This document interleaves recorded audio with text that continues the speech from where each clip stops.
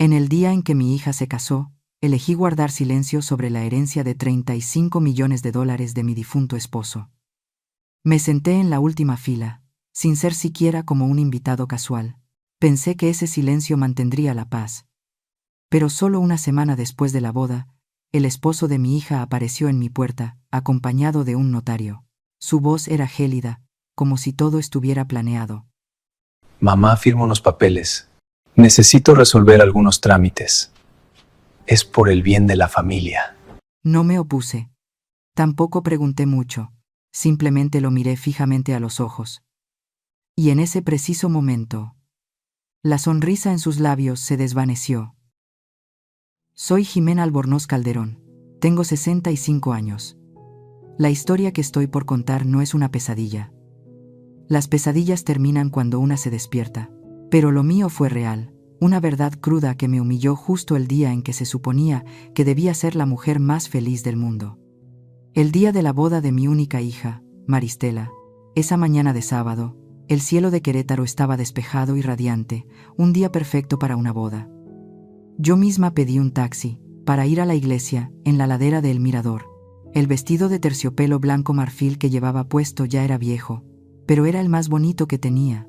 El conductor era un chico joven, se llamaba Javier. Me miró por el retrovisor, sonrió y dijo: «Se ve muy elegante, señora. Seguro que es un día especial». Al llegar a la puerta de la iglesia, se bajó con amabilidad para abrirme la puerta.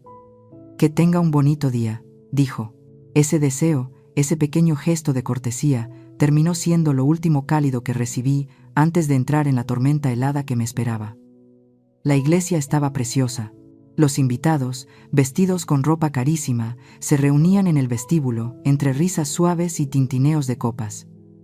Me acerqué con cautela hacia la entrada principal. Un chico del equipo del evento me detuvo de manera educada, con voz muy formal. «Disculpe, señora, ¿está en la lista de invitados? ¿Me puede dar su nombre, por favor?» «Soy Ximena Calderón», respondí, «la madre de la novia». Pensé que con eso bastaría para que se abrieran todas las puertas. Él revisó la lista, frunció un poco el ceño. «Ah, sí, señora Calderón. Aquí la tengo. Por aquí, por favor». Me condujo por un pasillo estrecho y oscuro, completamente alejado del centro del lugar. Se detuvo cerca del fondo de la iglesia, donde estaban las bancas más viejas de roble, apartadas de todo, y señaló un espacio vacío en la última fila, justo al lado de la salida. «Este es su lugar, señora. Siéntese aquí, por favor». Me quedé paralizada. Ese asiento estaba incluso detrás de la familia Solís, unos primos lejanos de los suegros que venían de Monterrey y que yo solo había visto una vez en una cena de compromiso. Sentí cómo la sangre se me congelaba en las venas. Justo en ese momento, doña Elvira, la madre del novio, pasó como una reina. Llevaba un vestido de seda color esmeralda y su perfume Chanel llenaba todo el aire como una nube invisible. Se detuvo al verme. En su boca se dibujó una sonrisa perfecta, pintada de rojo intenso, pero sus ojos eran puro hielo. «Hemos preparado especialmente para ti un lugar bien tranquilo aquí. Ya sabes, allá adelante hay mucho ruido y alboroto, y para alguien mayor como tú, eso puede ser muy molesto. Mejor quédate aquí y descansa a gusto, ¿sí?» La señora dijo eso y se dio la vuelta, dejándome con una explicación que dolía más que una humillación pública. «Una persona mayor», dijo esas palabras como si yo fuera una figura de porcelana vieja, frágil, que había que guardar en un rincón por seguridad. Me senté en silencio en una de las bancas de madera heladas. Desde ahí, solo podía ver las espaldas de todos. Traté de contener las lágrimas, pero la vista ya se me había nublado. Alcé la mirada y me encontré con los ojos de Rosalba Tenorio Cuellar, la enfermera que cuidó con tanta dedicación a mi esposo en sus últimos días. Ella estaba sentada unas filas más adelante, junto con otros amigos de la familia. Al verme, me sonrió con calidez. Pero esa sonrisa se apagó en cuanto notó el lugar en el que yo estaba sentada. Su mirada se volvió triste, cargada de compasión y vergüenza ajena. Esa mirada fue una confirmación silenciosa del dolor que sentía. No era mi imaginación. Este desprecio era real. Don Severino, el papá de Maristela, un hombre que siempre parecía tener el poder y el aire de superioridad pegado al cuerpo, estaba hablando con un invitado que parecía importante. Después supe que era el concejal Morales, un miembro del Consejo Municipal.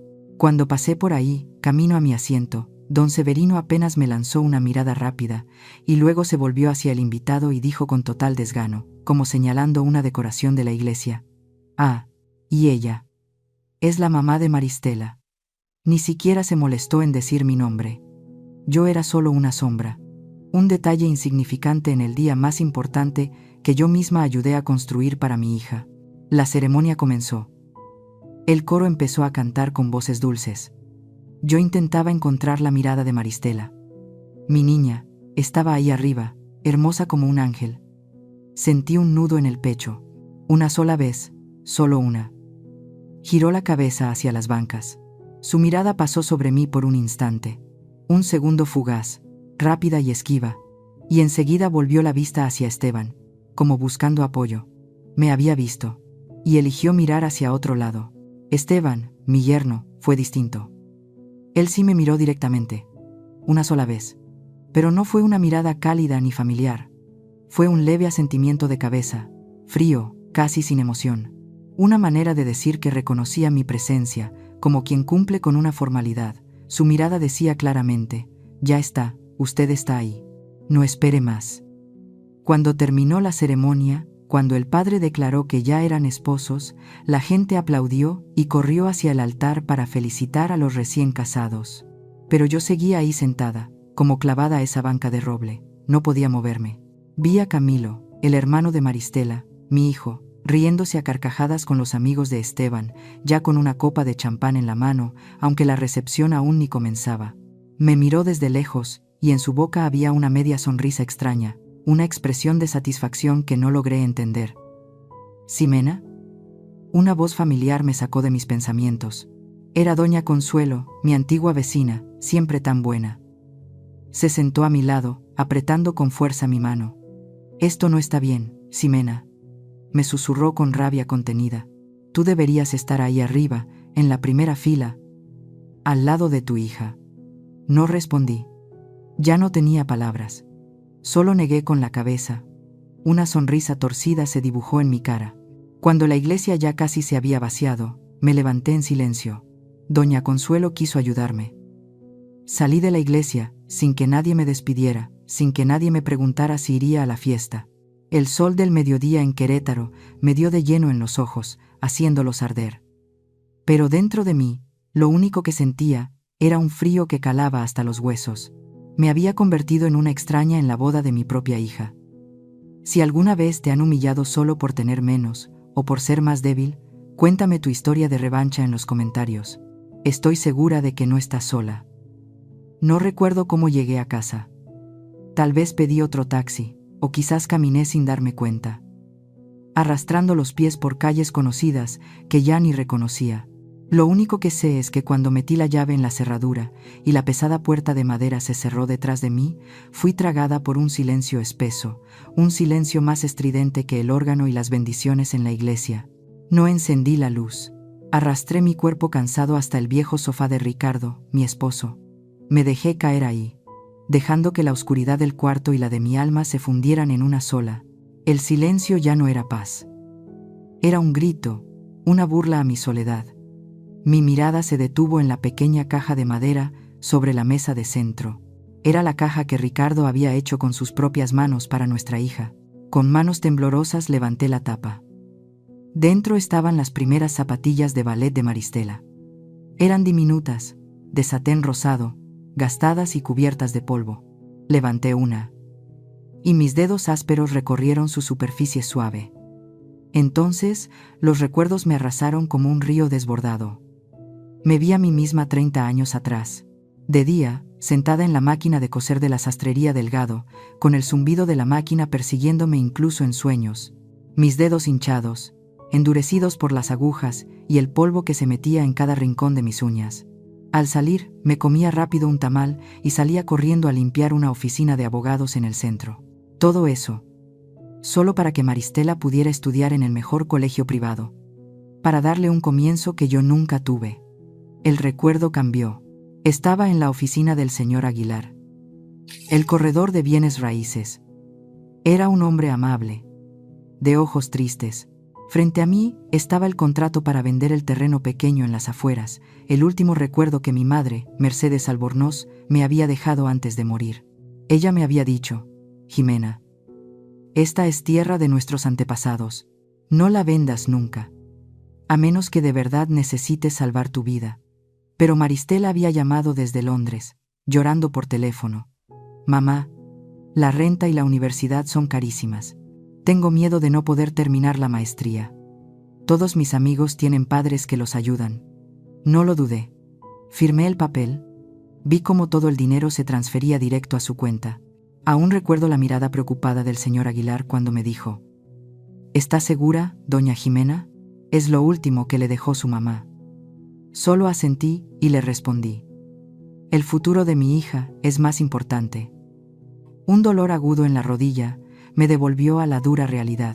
Me froté la articulación, sintiendo el frío recorrer mi espalda. Recordé las palabras de la doctora Eva Ramos, hace 6 meses. Ella miró mis radiografías y me dijo con seriedad: Ximena, su artritis está muy avanzada. Debe seguir con la fisioterapia, si no, en unos años no podrá caminar. Yo sonreí y mentí: gracias, doctora. Pero ya me siento mucho mejor. La verdad era que había usado todo el dinero de mi tratamiento para dar el anticipo del vestido de novia de Maristela, el vestido que ella dijo que había visto en sueños. El recuerdo más doloroso, el que siempre intento enterrar, volvió a aparecer. Fueron los últimos días de Ricardo en el hospital.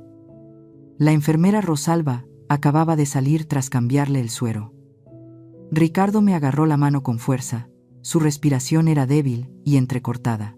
No me miró a mí, sino a la foto de la graduación de Maristela que estaba en la mesita junto a la cama.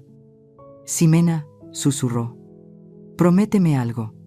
No digas eso, te vas a recuperar, sollozaba yo. No, me interrumpió, usando lo último de sus fuerzas. Prométemelo. Si algún día, ellos, su nueva familia, o ella misma, te ven como una carga, no supliques por quedarte. ¿Me oyes? Nunca te rebajes. Yo lo aparté entre lágrimas. No digas tonterías. Maristela me quiere. Ella nunca haría algo así. Ricardo solo me miró, con una tristeza profunda en los ojos. Él sabía. Desde ese momento, él ya lo sabía. Volví a guardar con cuidado las zapatillas de ballet en la caja. Justo en ese instante, sonó el teléfono, rompiendo el silencio con violencia. Era un mensaje. Mi corazón dio un salto. Una chispa de esperanza, pequeña y débil, pero aún viva. Tal vez era Maristela. Tal vez había notado mi ausencia en la fiesta. Tal vez llamaba para pedirme perdón. Temblando, abrí el teléfono. La pantalla se encendió. No era Maristela. Era el padre Nicanor, el sacerdote de la parroquia. El mensaje solo tenía una línea: que el Señor te dé paz, Ximena. Solo esa frase, pero pesaba más que 1000 acusaciones. Él sabía. De alguna manera, él ya lo sabía todo. Su mensaje no era una bendición. Era un consuelo. Deslicé el dedo por la pantalla. Ni una llamada perdida. Ningún otro mensaje. Podía imaginarme la escena en ese momento. Maristela y Esteban en medio de una fiesta lujosa, recibiendo felicitaciones, bailando abrazados, brindando con copas de champán. Estaban en ese mundo por el que yo había sacrificado todo para construirle a mi hija. Un mundo donde ya no había lugar para mí. Me levanté despacio, caminé hacia la cocina y me serví un vaso de agua fría. Me miré en el reflejo de la ventana oscura. Una mujer mayor, cansada, con los ojos hundidos por el dolor. Por primera vez en mi vida, al repasar todos mis sacrificios, no vi el amor infinito de una madre. Solo vi una lección amarga y tardía. El amor sin límites se convierte en una deuda que nunca se paga. Y yo fui la acreedora más tonta del mundo. Una semana pasó en completo silencio. 7 días largos, eternos, viviendo en mi propio capullo de soledad, donde no hubo ni una llamada, ni un solo mensaje de Maristela o de mi yerno recién casado. El silencio, que siempre fue un viejo compañero para una viuda, ahora se sentía sofocante, pesado, como un velo cubriendo mi alma. Ya no era paz, era una confirmación de que me habían dejado de lado. Y entonces, justo a las 10 de la mañana del sábado, mientras limpiaba unas piezas de cerámica antiguas de mi esposo, sonó el timbre. Respiré hondo antes de abrir la puerta, y ahí estaba, en el umbral de mi casa, Esteban. Su rostro, tranquilo. Un paso detrás de él venía un hombre desconocido, con gafas de pasta gruesa que le daban un aire muy serio. Sujetaba un portafolio de cuero apretado contra el pecho, con una expresión severa, sin mostrar emoción. «Hola, mamá», dijo Esteban con un tono neutro, sin nada del calor de un hijo. «Él es el licenciado Ulises Bracho Montoya, notario público. ¿Podemos pasar?» No esperó mi respuesta. Simplemente se deslizó por la puerta como si esta fuera su casa. Se sentaron. El licenciado Montoya puso el portafolio sobre la mesa. El sonido de los broches metálicos abriéndose fue seco, cortante, en medio del silencio de la casa. Sacó con cuidado un fajo de papeles sujetados con pinzas y los colocó con orden en el centro de la mesa. Esteban empezó, con una voz que ya no era suya, parecía la de un abogado. «Mamá, sé que no estás acostumbrada a este tipo de trámites, pero después de la boda, Maristela y yo queremos asegurarnos de que todo esté bien organizado en la familia, para que no tengas que preocuparte por nada». Me empujó con suavidad el primer papel. Las letras en negritas me golpearon la vista con frialdad. Poder notarial general. «Esto es solo un trámite sencillo, mamá», explicó con fluidez, como si lo hubiera ensayado cientos de veces. «Enteraciado. Nos permite encargarnos por ti de cosas como los pagos de luz o tratar con el banco en caso de que te sientas cansada o no quieras salir». Empujó otro documento. «Directiva anticipada de voluntad. Y este tiene que ver con tu salud. Si alguna vez necesitas atención médica, yo tomaré las decisiones por ti.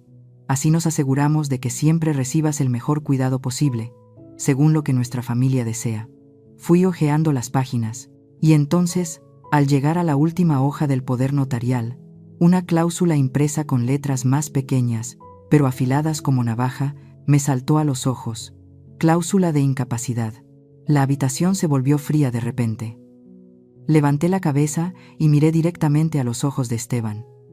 Parecía que ya esperaba mi pregunta, con una sonrisa profesional dibujada en los labios.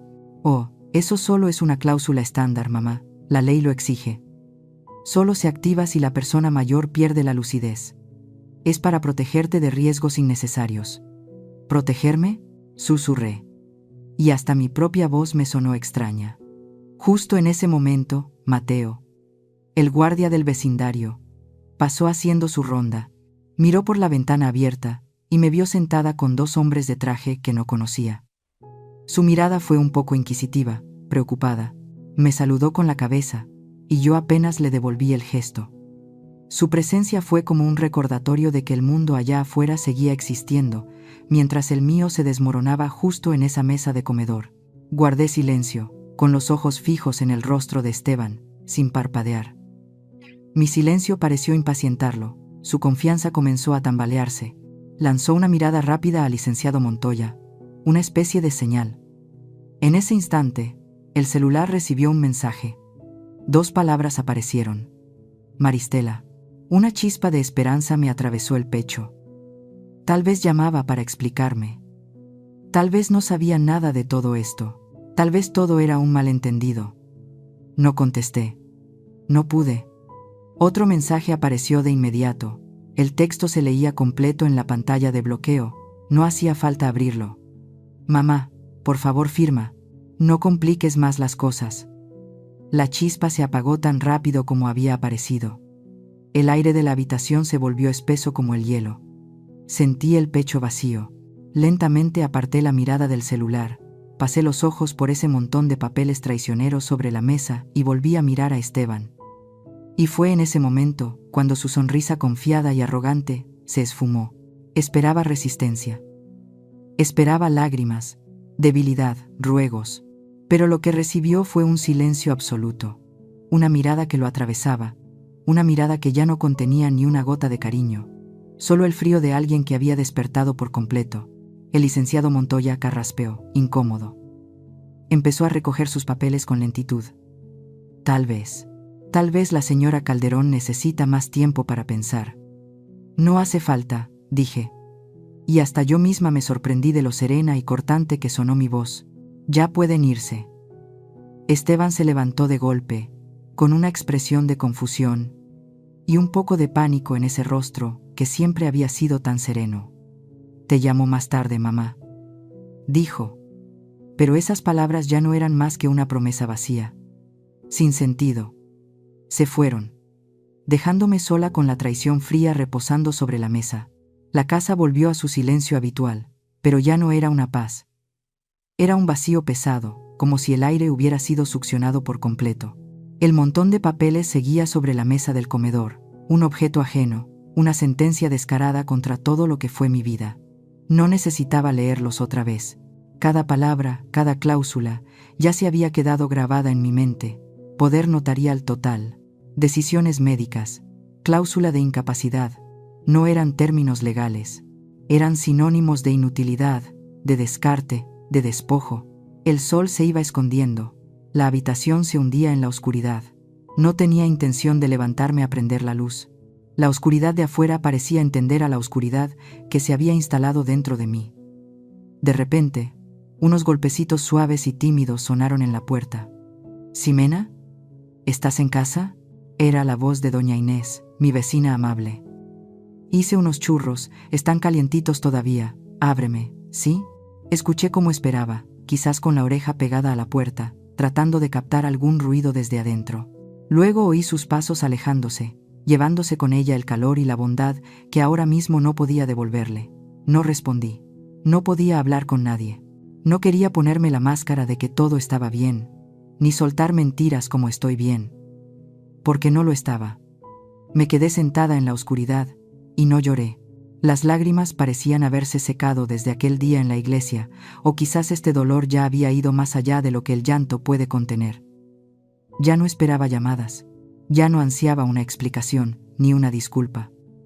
Pedir cariño, aunque fuera de manera inconsciente, se había terminado de verdad. En esa oscuridad y silencio, las palabras de Ricardo volvieron a sonar en mi cabeza, más claras que nunca. Si un día te ven como una carga, nunca ruegues quedarte. Ahora entendía cada palabra. Él no hablaba de ser echada de una casa. Esta casa era mía. Hablaba de algo más profundo. Nunca ruegues un lugar en el corazón de quien ya te quiere fuera.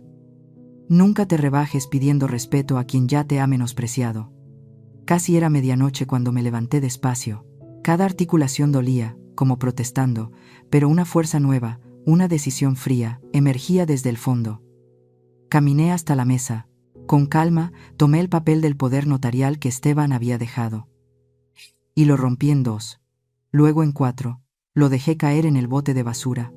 Un acto simple, firme. Un cierre. Me quedé junto a la ventana de la cocina, mirando la noche cerrada de Querétaro. Lo había dado todo. Y a cambio, solo recibí traición. Y en lo más hondo de esa desesperación, en esa soledad absoluta, encontré algo que hacía mucho había perdido. Algo más valioso que cualquier herencia. Me encontré a mí misma. ¿Alguna vez tu propia familia te ha herido tan profundo que no pudiste olvidarlo? Cuéntame tu historia de venganza. Estoy lista para escucharla con todo mi corazón. Se fueron, dejándome sola con la traición fría reposando sobre la mesa. La casa volvió a su silencio habitual, pero ya no era una paz. Era un vacío pesado, como si el aire hubiera sido succionado por completo. El montón de papeles seguía sobre la mesa del comedor, un objeto ajeno, una sentencia descarada contra todo lo que fue mi vida. No necesitaba leerlos otra vez. Cada palabra, cada cláusula, ya se había quedado grabada en mi mente. Poder notarial total, decisiones médicas, cláusula de incapacidad, no eran términos legales. Eran sinónimos de inutilidad, de descarte, de despojo. El sol se iba escondiendo. La habitación se hundía en la oscuridad. No tenía intención de levantarme a prender la luz. La oscuridad de afuera parecía entender a la oscuridad que se había instalado dentro de mí. De repente, unos golpecitos suaves y tímidos sonaron en la puerta. «¿Ximena? ¿Estás en casa?», era la voz de doña Inés, mi vecina amable. «Hice unos churros, están calientitos todavía, Ábreme, ¿sí? Escuché cómo esperaba, quizás con la oreja pegada a la puerta, tratando de captar algún ruido desde adentro. Luego oí sus pasos alejándose, llevándose con ella el calor y la bondad que ahora mismo no podía devolverle. No respondí. No podía hablar con nadie. No quería ponerme la máscara de que todo estaba bien, ni soltar mentiras como estoy bien. Las lágrimas parecían haberse secado desde aquel día en la iglesia, o quizás este dolor ya había ido más allá de lo que el llanto puede contener. Ya no esperaba llamadas. Ya no ansiaba una explicación, ni una disculpa. Pedir cariño, aunque fuera de manera inconsciente, se había terminado de verdad. En esa oscuridad y silencio, las palabras de Ricardo volvieron a sonar en mi cabeza, más claras que nunca. Ximena, prométeme algo. Si un día te ven como una carga, nunca ruegues quedarte. Ahora entendía cada palabra. Él no hablaba de ser echada de una casa. Esta casa era mía. Hablaba de algo más profundo. Nunca ruegues un lugar en el corazón de quien ya te quiere fuera. Nunca te rebajes pidiendo respeto a quien ya te ha menospreciado. Casi era medianoche cuando me levanté despacio. Cada articulación dolía, como protestando, pero una fuerza nueva, una decisión fría, emergía desde el fondo. Caminé hasta la mesa. Con calma, tomé el papel del poder notarial que Esteban había dejado. Y lo rompí en 2. Luego en 4. Lo dejé caer en el bote de basura. Un acto simple, firme, un cierre. Me quedé junto a la ventana de la cocina, mirando la noche cerrada de Querétaro. Lo había dado todo. Y a cambio solo recibí traición. Y en lo más hondo de esa desesperación, en esa soledad absoluta, encontré algo que hacía mucho había perdido, algo más valioso que cualquier herencia. Me encontré a mí misma. ¿Alguna vez tu propia familia te ha herido tan profundo que no pudiste olvidarlo? Cuéntame tu historia de venganza. Estoy lista para escucharla con todo mi corazón. Se fueron, dejándome sola con la traición fría reposando sobre la mesa. La casa volvió a su silencio habitual. Pero ya no era una paz. Era un vacío pesado, como si el aire hubiera sido succionado por completo. El montón de papeles seguía sobre la mesa del comedor. Un objeto ajeno. Una sentencia descarada contra todo lo que fue mi vida. No necesitaba leerlos otra vez. Cada palabra, cada cláusula, ya se había quedado grabada en mi mente. Poder notarial total. Decisiones médicas. Cláusula de incapacidad. No eran términos legales. Eran sinónimos de inutilidad, de descarte, de despojo. El sol se iba escondiendo. La habitación se hundía en la oscuridad. No tenía intención de levantarme a prender la luz. La oscuridad de afuera parecía entender a la oscuridad que se había instalado dentro de mí. De repente, unos golpecitos suaves y tímidos sonaron en la puerta. «Ximena, ¿estás en casa?» Era la voz de doña Inés, mi vecina amable. «Hice unos churros. Están calientitos todavía. Ábreme». «¿Sí?»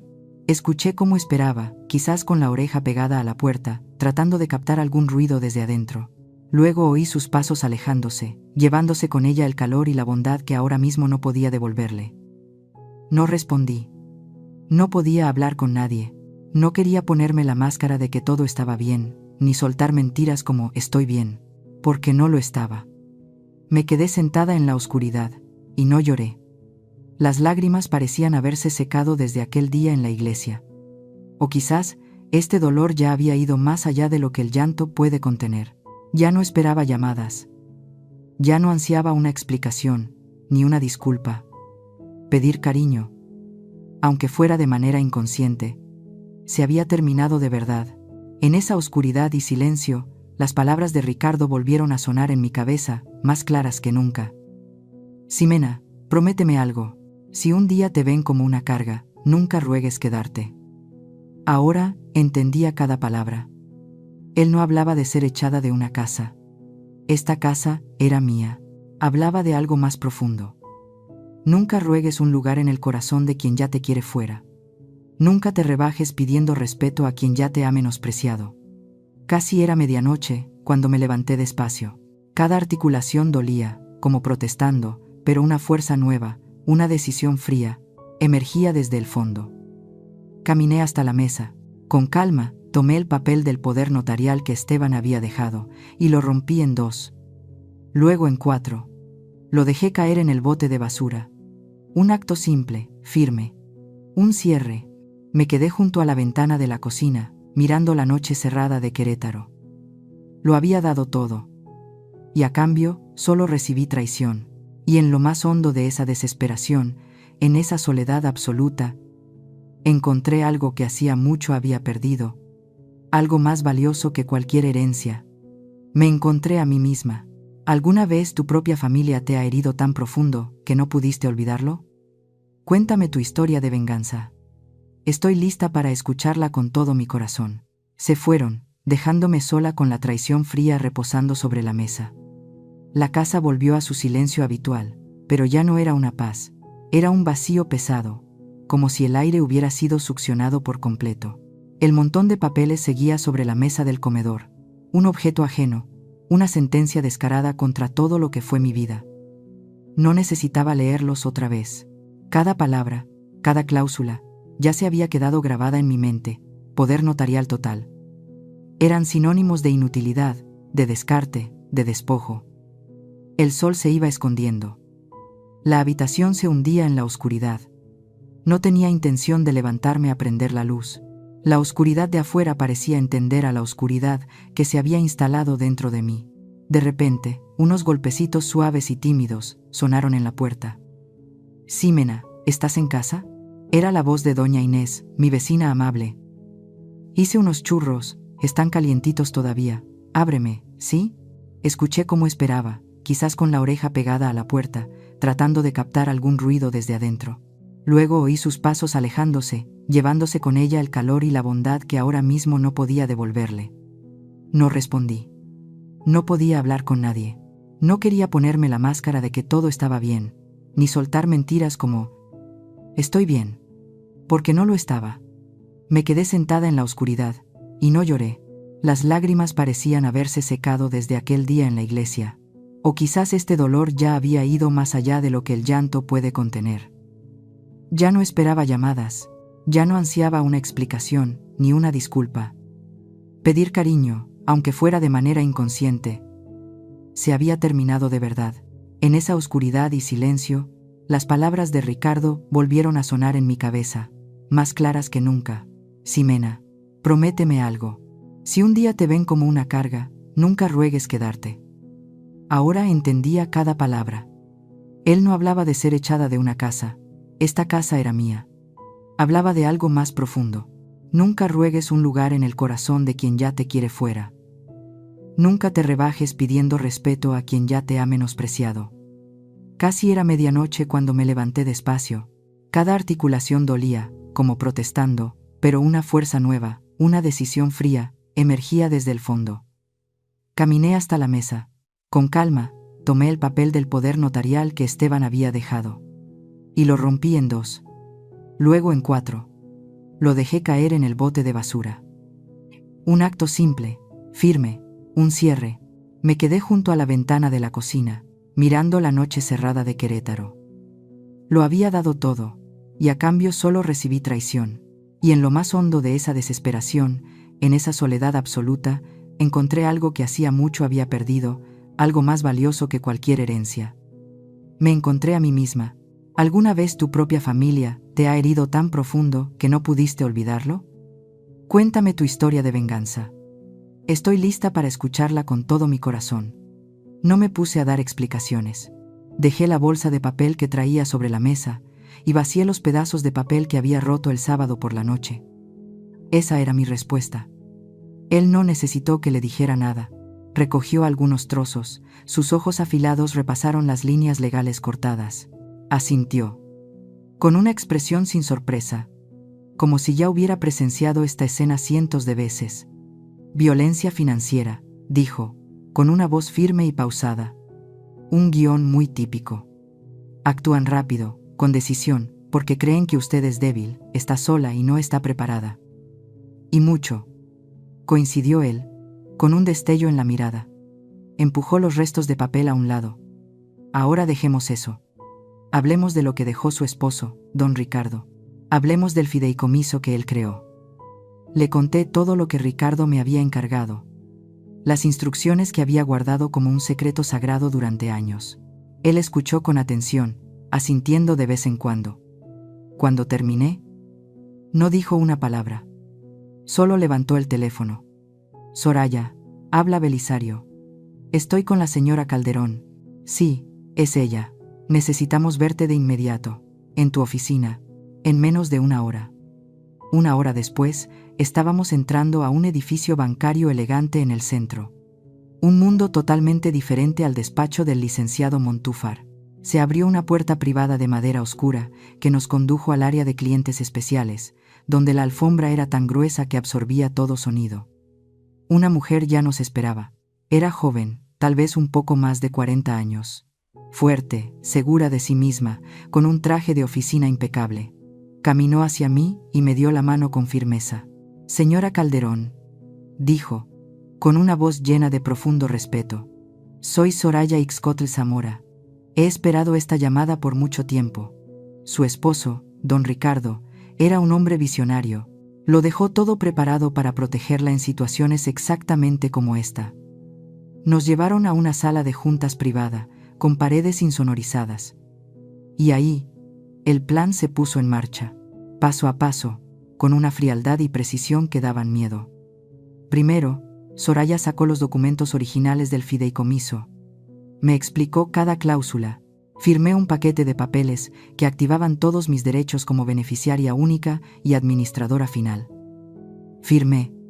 Y con cada trazo, sentía que recuperaba pedazos del alma que me habían robado. Luego, el licenciado Montúfar sacó un documento que ya tenía preparado. Revocación general de poderes. Este documento, explicó, anula cualquier poder que usted haya firmado en el pasado, sea por error o por presión. Borra todo el tablero.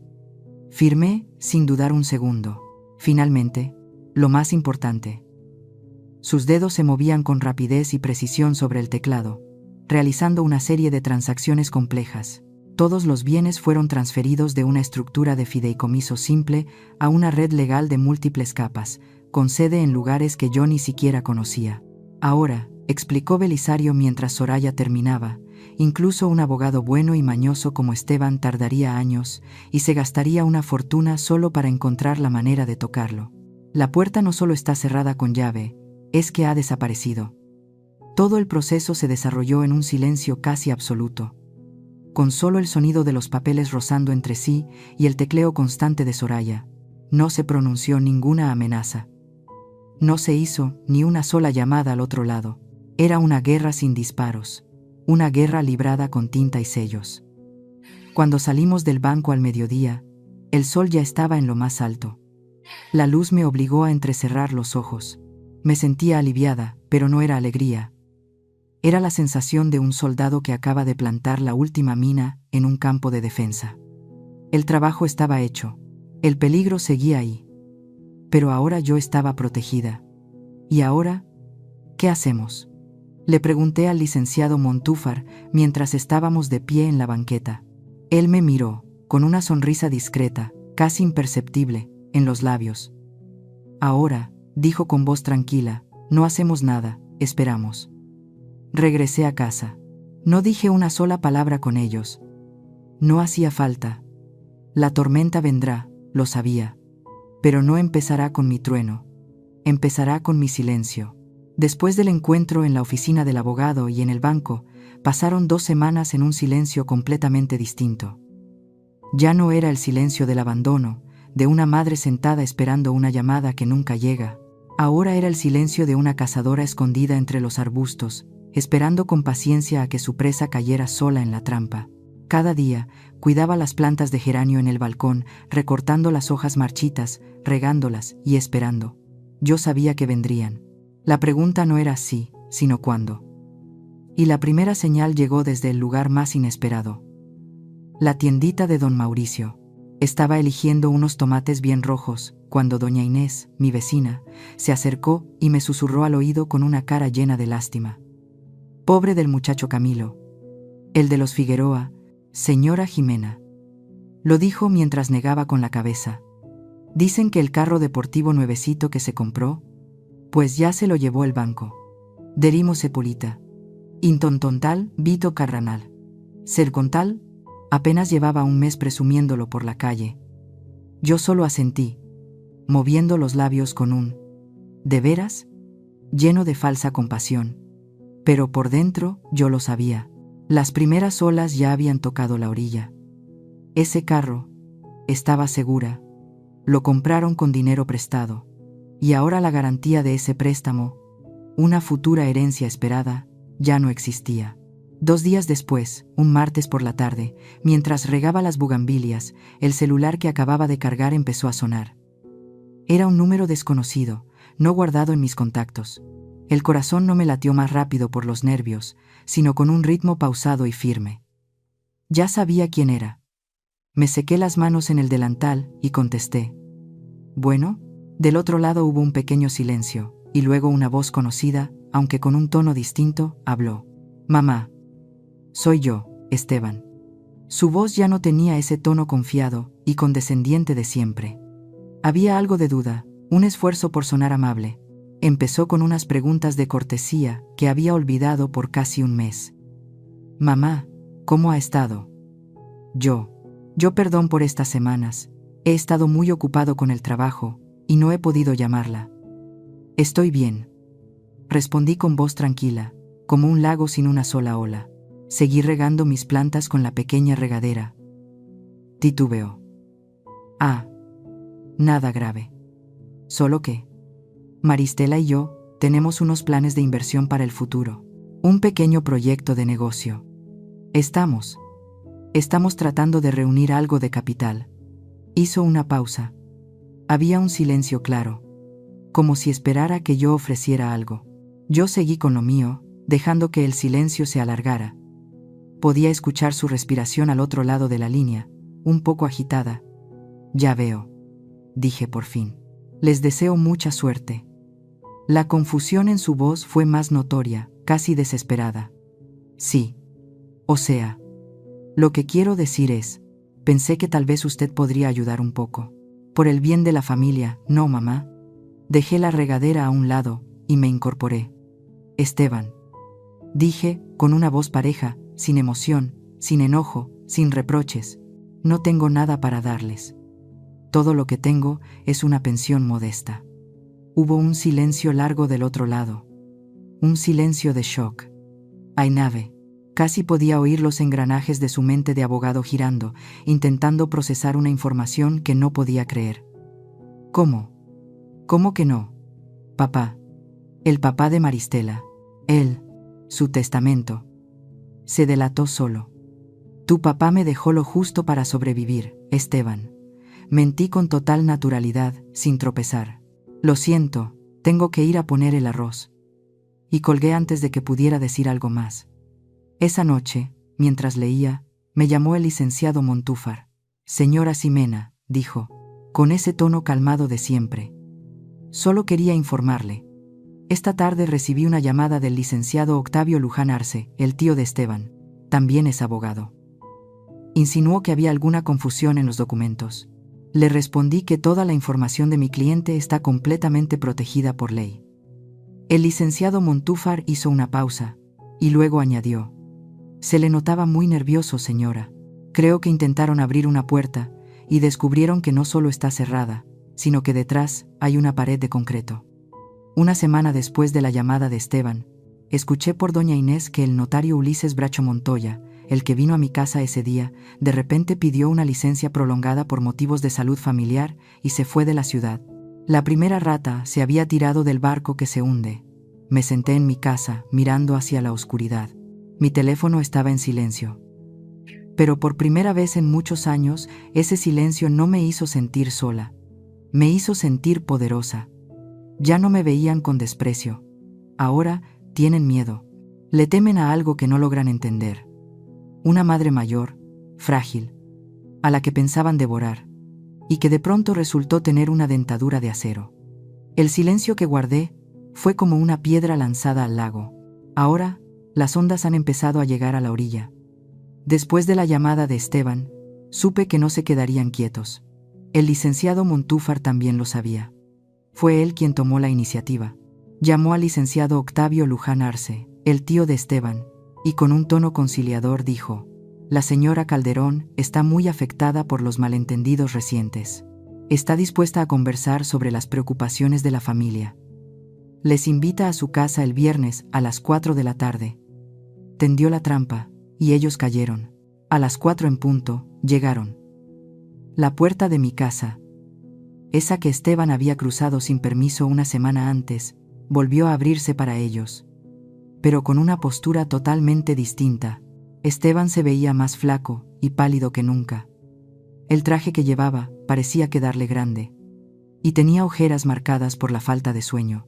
A su lado, su padre, don Severino, con el ceño fruncido como siempre, pero con la arrogancia reemplazada por una irritación evidente. Y al final, entró el licenciado Octavio, con la cara de un abogado que fue obligado a asistir a una reunión que sabe que no acabará bien. Esto no era una reunión familiar, era una negociación. Yo estaba sentada en el sillón de Ricardo, su favorito. A mi lado, el licenciado Montúfar, recto, tranquilo, con la carpeta ordenada sobre sus piernas. Y en una esquina de la sala, donde no llegaba la luz de la tarde, había otro hombre que ellos no esperaban. Sentado en silencio, con gafas, revisaba con atención otro legajo. Era Iván Cortés Larriva. «Gracias por venir», dije, con voz clara, sin un temblor, en mi propia sala. Don Severino carraspeó, intentando recuperar la iniciativa. «Bueno, Ximena. Vamos a hablar claro. Hay que resolver este malentendido absurdo. Esteban solo quería cuidar de usted. El muchacho se preocupa por la salud de su suegra. ¿Acaso está mal?». El licenciado Montúfar levantó la vista, con ojos afilados como cuchillas. «¿Malentendido, señor Figueroa?». Su voz era suave, pero cada palabra cortaba. Traer un notario a casa de una viuda, junto con un poder general y una cláusula de incapacidad, ¿es solo un malentendido? El licenciado Octavio, más profesional, intervino de inmediato, intentando calmar las cosas. «Licenciado Montúfar, somos abogados ambos. Usted sabe que eso no fue más que una medida preventiva estándar. Mi cliente, el señor Luján, actuó únicamente por preocupación por la salud de su suegra. Entonces les interesará mucho este informe». Asintió hacia el hombre sentado en la esquina. Iván Cortés Larriva se levantó con calma. No era un hombre grande, pero imponía con una autoridad fría, propia de quien se enfrenta a verdades feas. Caminó al centro de la sala, donde la luz era más clara. «Buenas tardes. Soy Iván Cortés Larriva, especialista en investigaciones de fraude financiero, en particular casos de abuso de confianza hacia personas mayores». El cambio de aire en la sala fue casi palpable. Don Severino entornó los ojos. Esteban tragó saliva con dificultad. El señor Iván abrió su carpeta. Su voz era pareja, sin emoción, como un médico leyendo un diagnóstico. El 22 de octubre, apenas 2 días después de la boda, el señor Esteban Luján utilizó su posición legal para confirmar un préstamo empresarial de gran cuantía a nombre de su cuñado, el señor Camilo Figueroa. El préstamo fue garantizado con un activo intangible, la expectativa de herencia futura de la familia política. El rostro de Esteban pasó de pálido a blanco absoluto. El 28 de octubre, continuó el señor Iván sin levantar la vista del expediente, el señor Luján se comunicó con una secretaria en la notaría del licenciado Montoya y solicitó una copia no oficial del testamento de don Ricardo Calderón, lo cual constituye una violación grave a las normas de confidencialidad. Y finalmente, el 4 de noviembre, ustedes vinieron aquí con estos documentos. El señor Iván colocó una copia del poder notarial sobre la mesa, justo al lado de la taza de té que ya estaba fría. Intentar tomar el control de los bienes de una persona a la que ustedes, en secreto, consideran incapaz, mientras realizan maniobras financieras turbias relacionadas con esos mismos bienes, puede constituir el delito de fraude, según el artículo 386 del Código Penal Federal. Cada palabra que salía de su boca era como un martillazo. Don Severino, por primera vez en mi vida, estaba completamente en silencio. Tenía la boca entreabierta, pero no salía ni una sola palabra. Esto es una falta de respeto. Licenciado Octavio trató de replicar, pero su voz ya no tenía firmeza, solo quedaba debilidad. No, dijo el licenciado Montúfar con voz helada. Se puso de pie. Falta de respeto fue sentar a la madre de la novia en la última fila de la iglesia. Falta de respeto fue tratarla como una cuenta bancaria y no como una persona. Esto, señaló al expediente del señor Iván. Esto se llama evidencia. Luego se giró directamente hacia Esteban, que ya parecía a punto de colapsar. Podemos remitir todo este expediente a la Asociación de Abogados, añadió. Y también a la Fiscalía. Creo que tu carrera como abogado se pondrá muy interesante después de eso. El aire en la sala se esfumó. El orgullo de la familia Figueroa se hizo trizas ahí mismo, en mi pequeño salón. Fue entonces cuando hablé. Mi voz ya no era la de una víctima dolida. Era tranquila y llena de autoridad. Ya les dije. Lo miré directo a los ojos. Que no tengo nada que dar. Eso sigue siendo cierto. Mi confianza, mi respeto, mi amor. Ustedes ya se lo llevaron todo. Aquí ya no queda nada para quitarme. Me puse de pie, mirándolos de frente a los tres. Váyanse, dije. Mi voz fue una orden final. Y no vuelvan más con sus intrigas. Quienes desprecian a los demás creyendo que tienen el control, tarde o temprano pagan caro. ¿Tú qué opinas? ¿Cuál sería el castigo justo para gente así? Cuéntamelo en los comentarios. Tu historia puede ser la próxima lección. Después del enfrentamiento brutal de ayer, mi casa parecía haber soltado un suspiro de alivio. Toda la tensión acumulada durante tanto tiempo por fin se había disipado. Era sábado por la noche. Acababa de pasar un aguacero ligero que dejó el aire húmedo y fresco, limpiando el polvo de la ciudad, y tal vez, también algo de la tristeza que cargaba por dentro. Yo estaba sentada bajo la luz cálida del salón, en el sillón de Ricardo, intentando leer un libro. Pero mi mente aún no podía calmarse del todo. Y entonces sonó el timbre. Esta vez no fue decidido ni frío como el de Esteban la semana pasada. Fue tímido, débil, casi como si la persona que lo había tocado no estuviera segura de si debía estar ahí. Aún así, yo ya tenía una corazonada de quién era. Dejé el libro con calma, caminé hacia la puerta. Cuando la abrí, supe que no me había equivocado. Maristela estaba ahí sola. Pero no era la Maristela que yo conocía. No era la hija reluciente con vestidos de marca, ni la novia radiante como una reina. La joven que tenía delante solo llevaba un pantalón de mezclilla sencillo y un suéter viejo. Tenía el cabello hecho un desastre. La cara sin maquillaje mostraba claramente el cansancio y unas ojeras marcadas bajo los ojos hinchados. La lluvia ligera le había empapado los hombros. Se veía frágil y perdida. «Mamá», empezó a decir, con la voz apagada, ronca, como si hubiera llorado mucho. ¿Puedo entrar?» No respondí de inmediato. Entrar Moselintera. Solo la miré. Miré profundo en sus ojos. Esos ojos en los que alguna vez vi el mundo entero.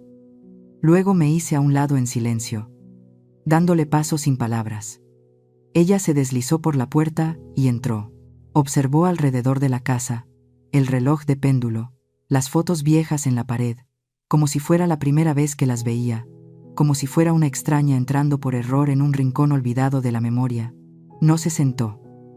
Se quedó en medio de la sala, con los brazos colgando a los lados, los hombros caídos. Y entonces, rompió en llanto. No fue un llanto caprichoso ni sollozos buscando lástima, a los que ya me tenía acostumbrada. Era un llanto de derrumbe total.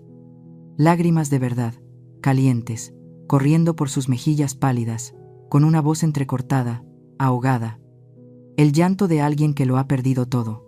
«Lo siento», dijo entre hipidos, cubriéndose la cara con las manos. «Esteban». Él me lo contó todo, sobre la investigación, sobre cómo podría perder su licencia. Mis suegros, ellos, todo se está viniendo abajo, mamá. Bajó la mano, los ojos llenos de desesperación me miraban. Me dijeron que era lo mejor, continuó, intentando justificarse sin éxito. Mis suegros dijeron que ya estabas mayor, que ya no eras lúcida, que alguien debía encargarse de tus bienes. Esteban dijo que solo era un trámite legal estándar para protegerte. Yo fui una estúpida. Preferí creerles a ellos antes que a ti. Guardé silencio. No me acerqué a abrazarla, no dije una sola palabra de consuelo. Me giré, fui a la cocina, serví un vaso de agua y regresé para colocarlo frente a ella sobre la mesa. Un gesto de cortesía mínima, no de consuelo. «Te quedaste callada, Maristela», dije, con una voz sorprendentemente serena, sin rencor, solo con la verdad desnuda. «Cuando te pusieron a mí en la última fila en tu propia boda, guardaste silencio. Cuando tu suegro me presentó como una desconocida sin nombre, no dijiste nada. Y cuando me escribiste para pedirme que firmara esos papeles, ahí dejaste de guardar silencio. Elegiste ponerte de su lado». «Lo sé», gritó con desesperación, rompiendo el silencio de la habitación. «Lo sé. Sé que me equivoqué. Pero ¿qué hago ahora? Mamá, ayúdame». Volvió a mirarme, los ojos ahora llenos del pánico de una niña que se ahoga, buscando desesperadamente un salvavidas. Pero yo ya no era ese salvavidas. La miré directo a los ojos. Volvió a mirarme de las as, volvió a mirarme del pánico. «Esa pregunta, Maristela, tienes que responderla tú misma. Eres la esposa de Esteban, eres nuera de los Figueroa, elegiste esa familia, elegiste ese camino». Respiré hondo, eligiendo con cuidado cada palabra, porque estas frases definirían para siempre nuestra relación. «Sigo siendo tu madre. En el fondo, nunca desearía verte sufrir. Pero ya no soy alguien que puedan usar. No soy la solución a los problemas financieros de tu esposo, ni el colchón para tus decisiones equivocadas». La verdad flotaba entre nosotras. La vi en sus ojos. Ya lo había entendido. No solo estaban en riesgo de perder dinero. Estaban perdiendo el estatus, la carrera que construyeron desde la soberbia. Y lo más importante, en ese preciso momento, Maristela entendió que había perdido algo aún más valioso, su lugar seguro e incondicional en mi corazón. Dejó de llorar. Solo quedaban unos sollozos suaves. La verdad había calado hondo. «Entonces ¿esto es el final?», susurró, como una hoja cayendo. «No», respondí, y quizá fue la frase más dulce que le dije esa noche. «Esto no es el final, es un nuevo comienzo. Para las dos. Tienes que aprender a pararte sobre tus propios pies». Y yo hice una pausa, yo también. Maristela no se quedó mucho después. Temblando, tomó el vaso de agua, lo bebió de un trago y se fue en silencio, sin decir nada más. Cuando la puerta se cerró tras ella, no sentí victoria. No hubo satisfacción, solo una tristeza suave, profunda y una paz extraña. Miré por la ventana, la noche ya había caído por completo. Esta vez, el frío estaba allá afuera, con la lluvia. Aquí dentro de esta casa, dentro de mí, había paz. 6 meses después, la primavera llegó por completo a Querétaro. Las bugambilias frente a mi casa florecieron en un rosa vibrante. Y el aire de la mañana ya no era fresco, sino que traía consigo un aroma dulce a tierra y vida nueva. La primavera no solo llegó a la ciudad, también llegó a mi vida. Lo primero que hice después de que todo se calmó no fue salir de compras ni disfrutar de la herencia. Lo primero que hice fue levantar el teléfono y llamar a la doctora Eva Ramos. «Doctora», le dije, «quiero agendar todo el tratamiento de fisioterapia que dejé pendiente. Ahora, 6 meses después, puedo caminar por el Parque Jardín Cenea cada mañana, dar pasos tranquilos, sintiendo cada piedrita bajo mis pies sin ningún dolor. Aprendí que cuidar de mi cuerpo no es egoísmo, es una forma básica de respeto. No me mudé a una mansión lujosa en alguna colonia de ricos. Amo esta casa, llena de recuerdos con Ricardo, donde cada rincón susurra historias viejas. En lugar de eso, usé una parte del dinero para darle nueva vida. Contraté a una joven arquitecta talentosa llamada Elena Rojas, una chica con ojos brillantes y llenos de entusiasmo. Juntas tiramos algunas paredes que solo estorbaban y abrimos el espacio, poniendo un tragaluz en el centro de la casa para que la luz entrara por todos lados.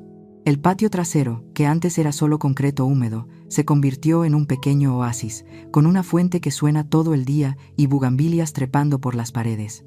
Ese lugar se volvió mi santuario, donde me siento a leer cada tarde. No compré un coche de lujo, ni collares de diamantes. La riqueza, para mí, no está en esas cosas. Pero sí me di pequeños gustos que me había negado durante años. Me inscribí a una clase de cerámica todos los martes, Y ahora los floreros y platos que yo misma he hecho, aunque torpes, son las piezas más bonitas de la casa. El mes pasado viajé sola a Oaxaca para ver el Día de Muertos. Caminé por calles llenas de color, comí cosas que nunca había probado. Y bailé con desconocidos. Por primera vez en mi vida. Hice todo porque quise, no porque alguien más lo necesitara. Sobre Maristela y Esteban, supe por doña Inés que tuvieron que vender la casa grande en Juriquilla y mudarse a un departamento más modesto al otro lado de la ciudad. Esteban no perdió su licencia profesional. El licenciado Montúfar cumplió su palabra de no llevarlos al límite, pero el caso quedó como una mancha imborrable en su historial y su carrera, que iba en ascenso, se estancó. Siguen juntos, quizás atados por la crisis que ellos mismos provocaron. No me alegra, solo siento que era lo justo. Quien siembra vientos, cosecha tempestades. Sigo viendo a mi nieto Tomás. El amor que siento por él sigue intacto, no ha cambiado en nada, pero ahora todo se da bajo mis condiciones. Cada domingo, Maristela lo lleva al parque. Yo ya estoy ahí, sentada en una banca bajo la sombra de un árbol. Le compró helado. Lanzamos pedacitos de pan a las palomas. Y lo escucho contarme cosas de la escuela con esa vocecita suya tan tierna. En esos momentos, solo soy su abuela. Y eso es todo lo que quiero ser. Maristela se queda a lo lejos, bajo otro árbol, sin intervenir nunca. Es una línea invisible pero clara. Una línea que ambas entendemos y respetamos. El padre Nicanor aún pasa a visitarme de vez en cuando, trayéndome unos pastelitos del convento. A través de mi abogada, hice una donación anónima considerable al fondo de caridad de la iglesia, suficiente para reparar todo el techo que se estaba cayendo y para otorgar becas completas a los niños más pobres de la parroquia. Él nunca me ha preguntado por ese dinero, y yo nunca se lo he mencionado. Solo me mira con una sonrisa que lo dice todo, y eso vale más que cualquier palabra de agradecimiento. Una tarde, mientras estaba sentada en mi nuevo jardín, viendo cómo el sol bailaba sobre el agua de la fuente, pensé en todo lo que había pasado. Me vino a la mente el recuerdo de mi madre, Mercedes, una mujer que vivió toda su vida entregándose a los demás, y que me enseñó que el amor de madre es darlo todo sin esperar nada a cambio. Yo la quise mucho, pero sé que tomé otro camino. Justo en ese momento, sonó el teléfono. Era Maristela. «Mamá». Su voz ya no sonaba demandante ni a la defensiva. Solo se notaba una pequeña duda, algo frágil, y un poco de esperanza. «Este fin de semana. ¿Quiere ver a Tomás?» «Claro que sí, hija», respondí con calidez. «Gino nelando de espera. Senta, ondon donea. Gino nelando de lando, Gino nelando de espera». En el parque, como siempre. Al colgar, me vi reflejada en el vidrio de la puerta que da al jardín. Una mujer de 65 años, con las arrugas del tiempo marcadas en los ojos y en la frente. Pero sus ojos eran claros y estaban en paz de una forma que sorprendía. Entonces lo entendí. No gané porque me vengué de ellos. Gané porque aprendí a quererme a mí misma. Gané porque ya no permito que nadie, ni siquiera la hija que más he amado en este mundo, cruce los límites de mi dignidad. Después de todo lo que pasó, lo único que quiero decirle a quien escuche mi historia es esto. El sacrificio sin límites convierte el amor en una deuda, y el silencio prolongado se confunde con debilidad. Yo solía creer que ser madre era darlo todo, incluso mi dignidad, con tal de ver feliz a mi hija. Pero estaba equivocada. Amar no significa dejar que te pisoteen, y la familia no es excusa para justificar que te quiten lo que es tuyo. Solo cuando me atreví a poner límites y a defenderme, entendí que una madre fuerte no es la que más aguanta, sino la que sabe cuándo parar para no perderse a sí misma. Y a veces, la lección más dolorosa es también el único camino hacia la verdadera libertad. Los nombres y escenarios de esta historia han sido modificados para proteger la privacidad de las personas involucradas. No la contamos para juzgar a nadie, sino para hacernos una pregunta muy real. ¿Cuántas madres están soportando en silencio dentro de su propio hogar? Si fueras tú, ¿elegirías callar para no romper la paz? ¿O te atreverías a alzar la voz para recuperar tu dignidad? Si esta historia te tocó el corazón, comparte lo que piensas en los comentarios. Y si quieres seguir escuchando relatos como este, suscríbete al canal. Tal vez la próxima historia llegue justo cuando más la necesites. Gracias por haberte quedado hasta el final.